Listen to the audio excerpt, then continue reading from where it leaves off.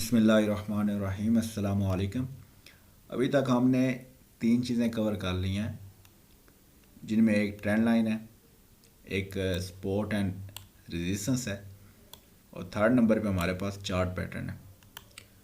तो मैंने आपको ब्रेकआउट और फेक आउट के बारे में समझाने के लिए ये चीज़ें ड्रा की हैं, और यहाँ पे एक एग्जांपल के तौर पे यूज़ करूँगा। तो सबसे पहले हम बात कर लेते हैं ट्रेंड लाइन की।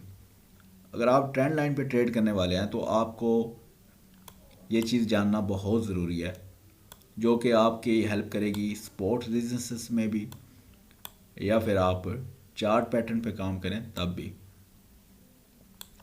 ब्रेकआउट जो होता है वो वैलिड या इनवैलिड हो सकता है।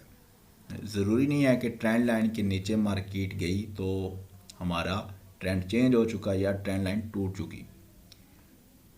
अब इसमें मैं आपको कुछ शर्तें बताऊंगा कि वो मार्केट अगर पूरी कर रही हो तो हम ये मान सकते हैं कि हमारी ट्रेंड लाइन ब्रेकआउट हो चुकी है, या सपोर्ट रेजिस्टेंस, या हमारा चार्ट पैटर्न।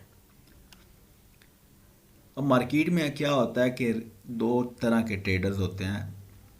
एक रिटेल ट्रेडर्स, जो कि हम जैसे छोटे मोटे होते हैं, और दूसरे होते हैं बड़े ट्रेडर, जिनको हम मगरमच्छ कहते हैं, या इंस्टीट्यूशनल कहते हैं, या बैंक्स कहते हैं।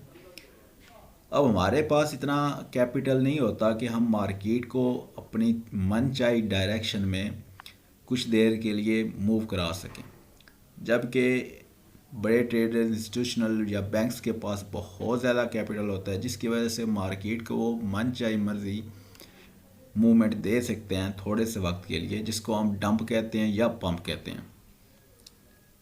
अभी इस पे आगे से जाके हम इंशाल्लाह डिटेल में भी बात करेंगे। फ़िलहाल इस टॉपिक को कवर करते हैं कि हमारा कौन सा ब्रेकआउट वैलिड रहेगा, जो काम करेगा हमारे लिए, और कौन सा इनवैलिड रहेगा।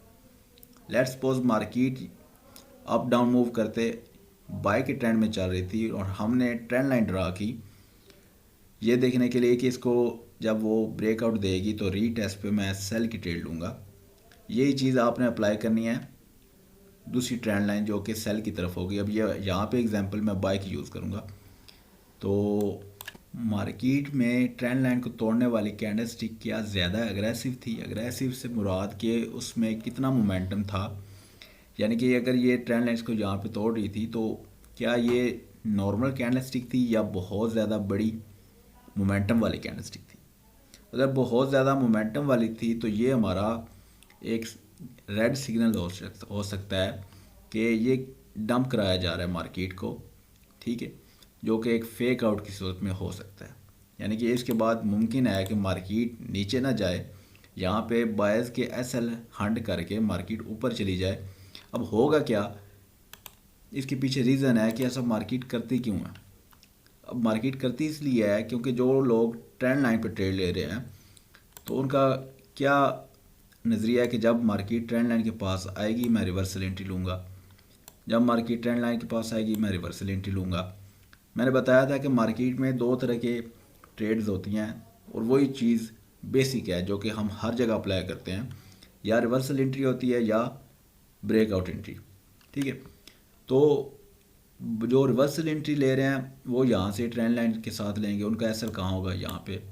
जो यहाँ से एंट्री ले रहा है उसका एसएल यहाँ पे। अब होगा क्या कि मार्केट में ये डंप कराया जाता है यहाँ से मार्केट को, सिर्फ इन लोगों के एसएल लेने के लिए, ठीक है, जो यहाँ से बायर से बाय की पोजीशन बना के बैठे थे।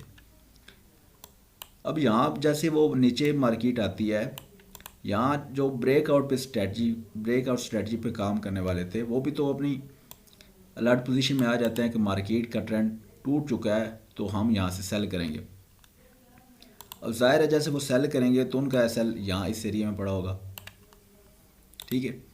तो मार्केट में कहीं से पैसा आएगा तो मार्केट चलेगी ना। इस पैसे आने को लिक्विडिटी कहते हैं, यानी कि हमारे एसएल जहाँ पे पड़े होते हैं, जहाँ पे ऑर्डर्स पड़े होते हैं, इसको हम लिक्विडिटी का नाम देते हैं मार्केट में। अब मेरी तरफ अगर ट्रेंड लाइन बढ़ रही है तो इसी तरह बैंक्स की तरफ भी तो सेम चार्ट चल रहा है, इंस्टीट्यूशनल की तरफ भी तो सेम ट्रेंड लाइन बन रही है। तो अगर मुझे पता है कि यहाँ पे बायर्स एसएल लगा रहे हैं तो उनको भी पता है, और उनको भी पता है कि मार्केट में बहुत सारे लोग यहाँ से ब्रेकआउट पे ट्रेड लेंगे सेल की तरफ, तो उनके एसएल इस एरिया में पड़े हैं। अब वो करेंगे क्या, मार्केट में ये फेक आउट देंगे ताकि हमारे सेलर भी फंस जाएं, और इनका तो ऑलरेडी एसएल हंट हो चुका है। यहाँ से वो अब मूव दे देंगे जिनमें हमारे इन बेचारे सेलर्स का भी एसएल हंट हो जाएगा। यानी कि अब यहाँ पे किसने फ़ायदा उठाया, ना तो ये बायर फ़ायदा उठा सके जो कि रिवर्सल पे ले रहे थे क्योंकि एसएल उनके नीचे थे और मार्केट ने फेक आउट दिया, और इनको लगा कि अब तो रीटेस्ट पे हम सेल की एंट्री लेंगे, उन्होंने एसएल ऊपर रखा। मार्केट ने क्या किया, दोनों को चकमा दिया, यहाँ भी एसएल हंट की है और इन सेलर का भी एसएल हंट करके ओरिजिनल शक्ल में चली गई।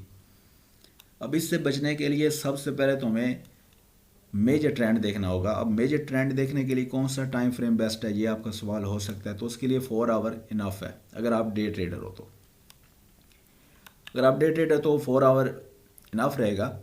तो या आप डे पे चेक कर लें, डे पे जाने की ज़रूरत नहीं है, वो बहुत आगे के एनालिसिस हैं, तो डे ट्रेडर के लिए वहाँ पे जाना मुनासिब नहीं है। 4 आवर इनफ है। वहाँ पे आप देख सकते हैं कि हमारी ट्रेंड चल कौन सा रहा है। बाय का ट्रेंड चल रहा है तो आपको कोशिश करनी है कि सेल नहीं करना, भले ही मार्केट ये यहाँ पे ब्रेकआउट दे रही है, आपने सेल नहीं करना। एक इम्पॉर्टेंट पॉइंट ये हो गया। दूसरा इंपॉर्टेंट पॉइंट जो मैंने बताया था कि मार्केट ने ये जो ब्रेकआउट दिया कितना अग्रेसिव मूवमेंट के साथ दिया, क्या छोटी कैंडल थी या बहुत बड़ी कैंडल थी। अगर बहुत बड़ी कैंडल थी तो आपने अलर्ट हो जाना है कि ये फेक आउट हो सकता है कि मार्केट को डंप कराया गया।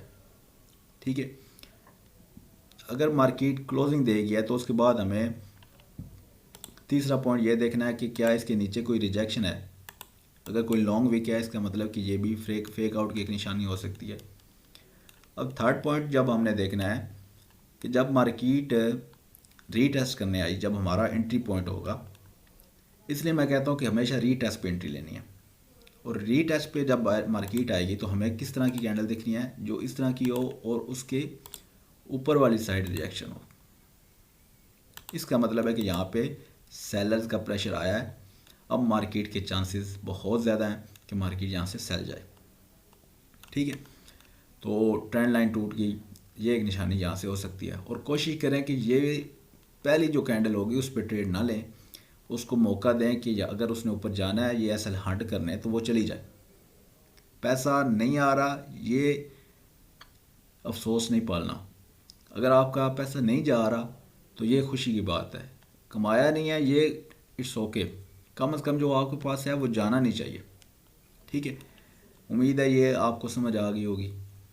मार्केट इस तरह ही काम करती है। और सेम इसी तरह सपोर्ट एंड रेजिस्टेंस में भी जो कैंडलस्टिक के लाज हैं वो वही देखने हैं कि बहुत ज़्यादा मोमेंटम के साथ तो नहीं, नीचे से उसकी रिजेक्शन तो नहीं।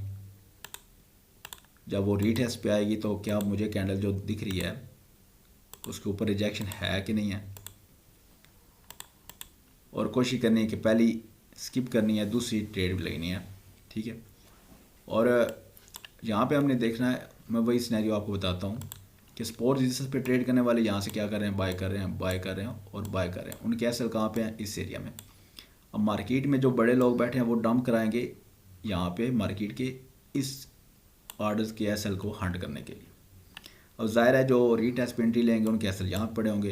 अब मार्केट यहाँ से कोशिश करेगी इनको लेने के लिए। तो बेसिकली फेक आउट इस चीज़ के लिए कराया जाता है ताकि कोई भी मार्केट में एसएल जो लगा के बैठा वो हंट हो जाए और मार्केट अपनी ओरिजिनल डायरेक्शन में चली जाए।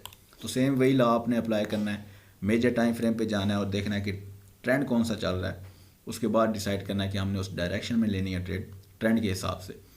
तो ये एक चांस बन सकता है हम फेक आउट। एग्जैक्टली इसके लिए कोई स्ट्रेटजी नहीं है, ये हम यही चीज़ें डिफाइन कर सकते हैं कि कितनी मूवमेंट के साथ मार्केट नीचे की क्लोजिंग करी, कि उसके नीचे रिजेक्शन थी कि नहीं थी। तो इसी तरह जो हमारे पास ये चार्ट पैटर्न है, ये बहुत ज़्यादा चार्ट पैटर्न में से एक एग्जांपल जस्ट यूज़ किया। अब होगा क्या, जिनके पास ई बुक्स हैं वो भी देख रहे होंगे, जो गूगल से डाउनलोड किया वो भी देख रहे होंगे, जिनको वैसे आती है वो भी देख रहे होंगे कि ऑर्डर मार्केट में यहाँ से सेल करने वालों का ट्रेंड लाइन के साथ जो सेल कर रहे थे उनके ऑर्डर्स यहाँ पे पड़े हैं सेल, और जो मार्केट में बाय कर रहे थे उनके यहाँ पे पड़े हैं। तो बहुत ज़्यादा चांसेस होते हैं ऊपर की तरफ और नीचे की तरफ लिक्विडिटी है, तो जो ट्रैप बनाया जाता है वो कुछ इस तरह बनाया जाता है, मार्केट ऊपर को जाती है और यहाँ पे जो बायर्स बैठे होते हैं रीटेस्ट पे वेट कर रहे होते हैं, उनका एसएल यहाँ पे होता है और मार्केट करती क्या है, पहले यहाँ से जो पहले बायर्स थे उनको हटाती है, फिर जो रीटेस्ट करने वाले थे बायर उनको हटाती है नीचे आके, और यहाँ पे इनका भी एसएल खाती है, वापस जाती है ऊपर डायरेक्शन में। ये वो सीन बनता है जब हमें लगता है कि यार मार्केट की मेरे साथ कोई दुश्मनी है, जब मैं ट्रेड लेता हूँ को कॉल चली जाती है ऑपरेटर को, तो सिर्फ मेरा एसएल लेके वो प्रॉफिट चली जाती है। बेसिकली वो आपका एसएल नहीं ले रही, वो बहुत ज़्यादा ऐसे ट्रेडर्स का एसएल ले रही है जो यहाँ पे ये सिनेरियो समझ नहीं पा रहे थे।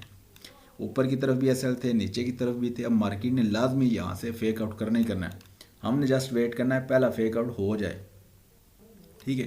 कैंडल स्टिक की पोजीशन सेम जहाँ पे वही सिनेरियो रहेगा, बहुत ज़्यादा मोमेंटम के साथ तो नहीं है, उसके ऊपर कोई रिजेक्शन तो नहीं है, ठीक है। रीटेस्ट पे आई तो क्या हम आए, एक कैंडल स्टिक देखने को मिली जिसके नीचे रिजेक्शन थी, ठीक है।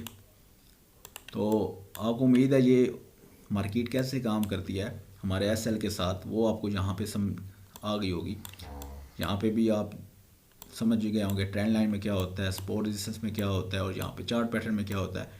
बेसिकली हमारा लिक्विडिटी के साथ अगर ताल्लुकात बहुत अच्छे हैं, अगर हमें समझ आती है कि लिक्विडिटी कहाँ पे पड़ी है, तो हमारे लिए बहुत ज़्यादा आसानी हो जाती है मार्केट को ट्रेड करने के लिए। इस हवाले से आपका कोई सवाल है तो आप मुझे बता सकते हो। ये चीज़ आप लाइव देख सकते हैं, मैं लाइव हर चीज़ इसलिए नहीं दिखाता ताकि आप प्रैक्टिस करें इस चीज़ को लेके, और उसके बाद आपके सवाल हैं तो आप मुझे कमेंट सेक्शन में बताएं या पर्सनल डीएम कर लें और मैं आपको क्लियर कर दूंगा। और वैसे भी मेरा मकसद यूट्यूब पे वीडियो को लंबी करना बिल्कुल नहीं है, और मैं चाहता हूँ कि आप इस चीज़ को सिर्फ समझें और ख़ुद प्रैक्टिस करें, इंशाल्लाह ज़्यादा समझ आएगी, ज़्यादा बेहतरी होगी आपके लिए, ठीक है। तो मिलते हैं नेक्स्ट वीडियो में इंशाल्लाह, डिटेल के साथ बाकी चीज़ों को बात करेंगे।